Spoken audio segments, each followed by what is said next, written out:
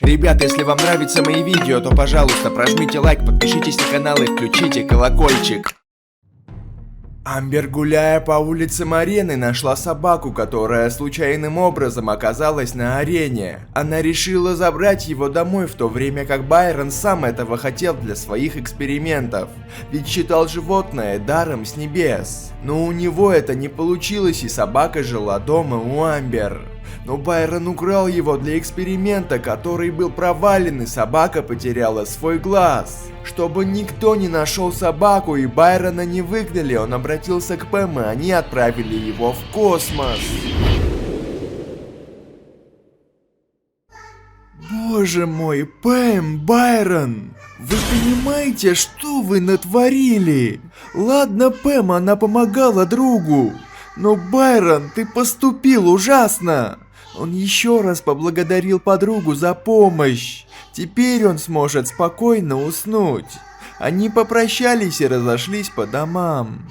На утро, когда Амбер уже проснулась, она начала искать свою собаку по всему дому. Но его нигде не было. Она стала нервничать. Куда подевался Гавс? Девушка совсем не знала, где искать. Может, он убежал из дома через открытое окно? Бравлерша вышла из дома на поиски собаки по всей арене. Чую, на земле будет очень жарко. А что же в космосе? Космический корабль вместе с Гавсом уже был в космосе. Но на удивление он не остановился и продолжал полет на какую-то планету. Спустя несколько часов полета корабль чрезвычайно приземлился на неизведанной планете. Гавс из-за резкого удара пришел в сознание. Он был испуган. Куда же его занесло? Кое-как, выйдя из космолета, он осматривался по сторонам. Гавс мог спокойно дышать на совершенно другой планете. Это все действие микстуры? Он бродил и искал хоть что-то знакомое. Как ты можешь так спокойно спать? Я не ожидал от тебя такого.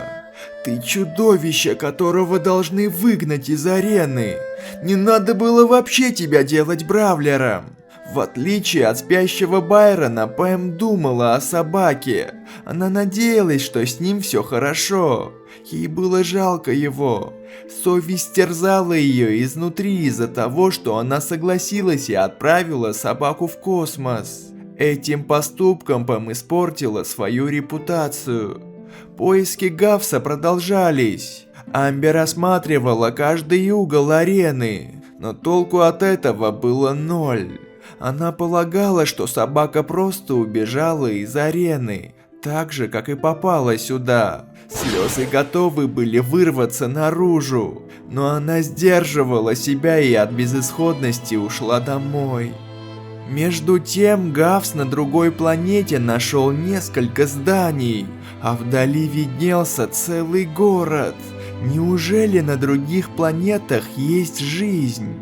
Гавс был очень поражен, как вдруг услышал странные звуки. Повернувшись, он оглядел какой-то силуэт. Это что, живое существо? Подойдя ближе, он впал в шоковое состояние. Ведь перед ним стояло инопланетное существо. Гавс думал, что его сейчас схватят. Но нет. Пришельцу было интересно, откуда он пришел. Гавс представился и вкратце рассказал все. Они познакомились друг с другом. Его звали Нума. Он был удивлен тому, что собака на их планете может дышать без скафандра. Существо повело Гавса в здание и познакомило со своим другом Мингом. Как оказалось, им нужна помощь в починке вышки для связи с другими городами планеты. Они пробовали все, но ничего не получалось. Гавс решил помочь им. Он сам не понимал как, но разбирался во всем. Поднявшись на башню, он за считанные минуты все починил. Так Нума, Минг и Гавс очень подружились.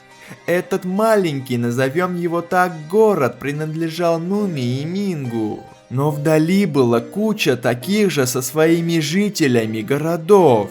Инопланетяне предложили собаке пойти и познакомиться с другими, но Гавс не хотел тратить на это время. Ему нужно полететь обратно домой. Он хотел попросить помощи, но Нума опередил его и сказал, что в одном из зданий завелись опасные чудовища, с которыми они не в силах совладать. Гавс решился помочь им. Ему дали лазерное оружие, и в одиночку, зайдя в здание, он расправился со всеми. Микстура Байрона улучшила все его способности, поэтому он был способен на многое. Он помогал им во всем, в чем мог. Нуми и Минг были настолько восхищены собакой, что дали ему одежду, повязку для глаза и сделали своим генералом. Он был умнее и сильнее их, соответственно, должен быть главным. Гавс был польщен этим, но он уже устал находиться на этой планете. Ему хотелось отомстить Байрону и вернуться к своей хозяйке. Время на Земле и на этой планете проходило по-разному. Если на Земле прошло 5 дней, то тут это было всего лишь 10 часов. Гавс прибыл здесь больше 60 часов. Будучи генералом, он попросил помочь ему с постройкой космолета. Ведь тот, на котором он прилетел, разбился. Инопланетяне сказали, что не нужно ничего строить. Под их распоряжением находится куча кораблей. Они повели его в одно здание и показали их. Вот это да! Он попросил один для полета домой. Но Нуми и Минг не хотели, чтобы Гавс улетел. Им будет очень трудно без генерала. Но ему нужно было уходить. И чтобы ему не помешали, Гавс пообещал, что вернется обратно. Хотя не собирался этого делать. Они сказали, что будут ждать его. Гавс сел в один из космических кораблей и улетел обратно на Землю. Ну что же, Байрон, держись. Тебе конец. Он уже сумел забыть собаку и все, что произошло. Все улики с места происшествия были уничтожены. Теперь никто не сможет ничего разузнать. Байрон в безопасности. Это землетрясение? Правлер направился узнать, что произошло. Дойдя до места, он увидел космолет. Ноги стали дрожать. Неужели Гавс спустя столько времени вернулся? Старик, ты сейчас же ответишь за все. Он повернулся. От вида Гавса ему стало страшнее. Что же там произошло в космосе? Я сейчас же покончу с тобой. Байрон был в панике. Он упал на колени и просил пощады. Гавс не хотел даже слушать его. Но Байрон сказал то, что заинтересовало собаку. Он сказал, что если Гавс пощадит его, то Байрон сделает так, что он станет бравлером и всегда будет рядом с Амбер. А если он сейчас покончит с ним, то он станет преступником для всех. Ведь улик, доказывающих содеяние Байрона, нет. Чертов старик! Гавс был зол на него, но Амбер для него была очень дорога. Он опустил бластер и согласился на его условия. Они обговорили все. Гавс расскажет придуманную историю Амбер, а Байрон поговорит с Адамом. Собака помчалась домой к своей хозяйке. Он так скучал по ней. Амбер стояла на кухне и плакала. Она до сих пор оплакивала свою собаку. Внезапно она услышала, что кто-то зашел домой. Подойдя к двери, она увидела Гавса, стоячего на лапах, и сразу узнала его. Несмотря ни на что, девушка обрадовалась и без лишних слов обняла своего пса. Гавс был счастлив. Позже он рассказал придуманную историю, что его похитили пришельцы и проводили над ним эксперименты. Но он сумел выбраться и вернуться домой. Амбер поверила Гавсу и была очень счастлива.